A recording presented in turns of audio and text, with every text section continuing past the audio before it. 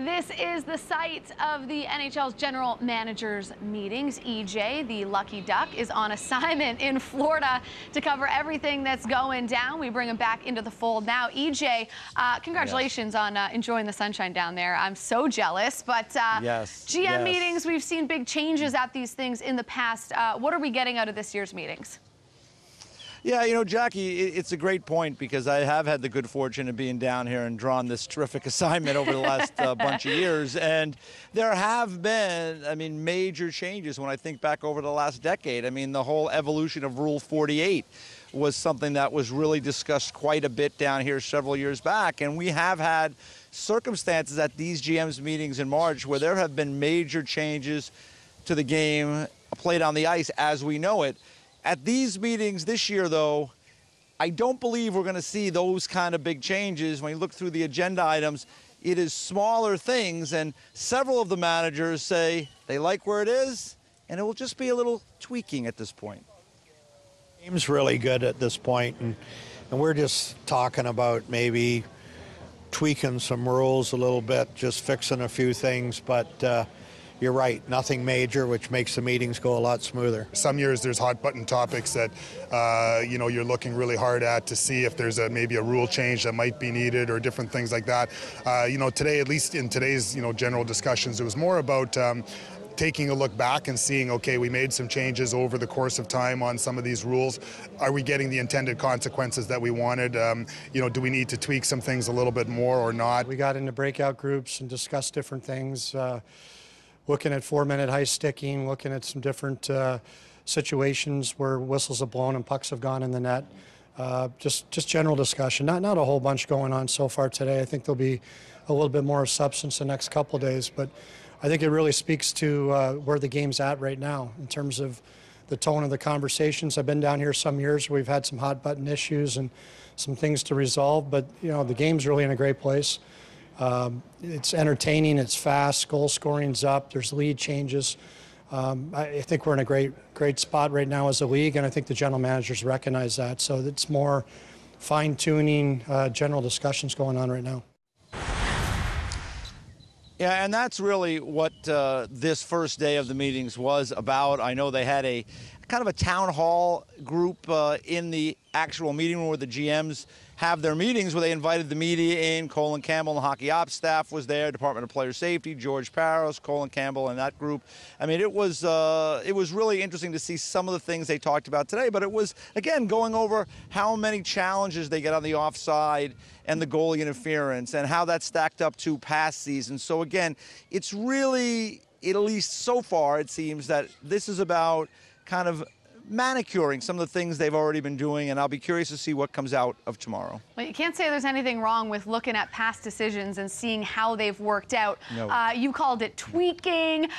Chuck Fletcher called it fine-tuning. Adjusting might be a good word. What's the thinking behind this talk about adjusting some of the penalty times in overtime?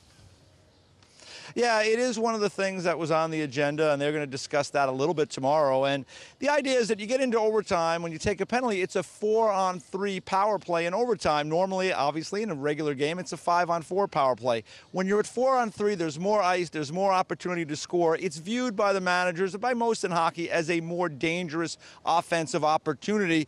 So the thinking is it's a 5-minute overtime. That's not a lot of time. If a penalty gets called early in overtime, that impacts things dramatically. If it gets called later in overtime, it has less impact. So it is something that the GMs are going to speak about. And I know in talking to Jarmo Kekalainen, he had an interesting take on it. Feel strongly about it because 2-minute penalty in the overtime takes 40% of the 5 minutes that we're playing, and depending on what time you take it, that could be a good topic, in my opinion, to discuss. You take it in the first minute of the overtime, you're getting the full 2 minutes. If you get it with 10 seconds left or 15 seconds left in the overtime, it's completely different. So yeah, I'd be anxious to hear what the other colleagues are thinking about it, because I think it is a huge part when your 4-on-3 power play is significantly more decisive than a 5-on-4 in the regulation. And one of the things that they feel might be a solution is changing the dynamic of some of the penalties, like a puck over glass penalty in overtime. Maybe that's a 1-minute penalty as opposed to a 2-minute penalty. They would keep the roughing at 2 minutes. So I will be curious to see if this gains some traction in the meeting tomorrow, because I do think that there are some GMs, as you saw there with Jarmo Kekalainen, who would like to see a change to this. They'll discuss it tomorrow, and if it does kind of pick up any steam, maybe it's something they'll look at implementing down the road. Jarmo did make some solid points when discussing it. One more for you, Ej. John Chaika and Kyle Dubas are part of this new generation of younger GMs. How have they sort of learned from some of their respective general managers? Yeah, you know, Jackie, it's so interesting for me, having kind of, you know, kicked around this for such a long time and seeing guys that are, you know, the old guard. It's kind of changing a little bit now, and you're seeing some younger managers. We saw John Chaika several years back with Arizona. Now we've seen Kyle Dubas come into it, and I think, you know, these guys are looking to come and kind of soak things up and learn a little bit from the guys that have been doing this job a little longer. Kyle Dubas in particular had some interesting thoughts on what he gets out of coming here. I think so. I think it's always good to know what you're dealing with. I think now, in having gone through essentially a full cycle, coming in before the draft and now going through training camp and almost a full season, but particularly through the trade deadline, you get a sense in the way that different people operate, and you build a different rapport with different managers in the league, and I think that's always important when you're trying to do transactions. But in the group, it's all largely you know, people who've been in the game for far longer than I have, that have great experience. It's great for me to be able to learn from, and I'm very fortunate to do so. So it's just sitting in there and trying to be a sponge as much as possible and learn as much as I can.